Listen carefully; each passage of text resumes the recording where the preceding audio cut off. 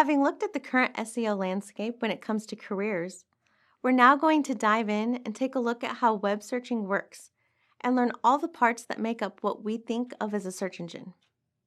You'll learn the role of links, robots, and indexing in relation to SEO and to searching the web in general. Search engines have created programs known as robots. These robots are also called crawlers or spiders, and each search engine uses a robot unique to them. These robots crawl the web in an effort to discover new web pages and documents. One way robots discover new sites is through links. If another website links to your website, this creates an easy path for robots to follow. Robots can use this map to explore the web and continually discover new pages.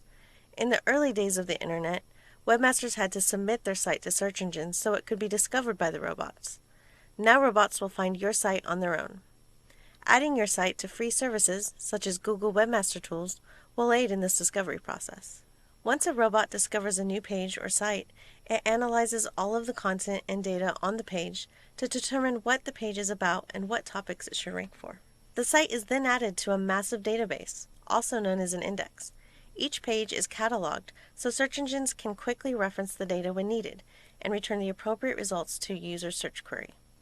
To help speed up the process, there are many data centers all around the world, which allow for a larger quantity of information to be accessed quickly.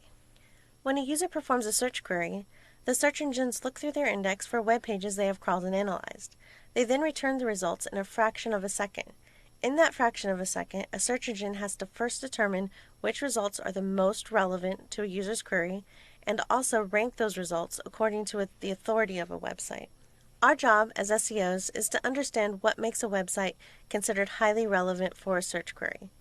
In the past, search engines would only look at the content on your page, or which words, also known as keywords, were used most frequently. Search engines have grown a lot smarter, and today there are hundreds of factors influencing the relevance of a search result.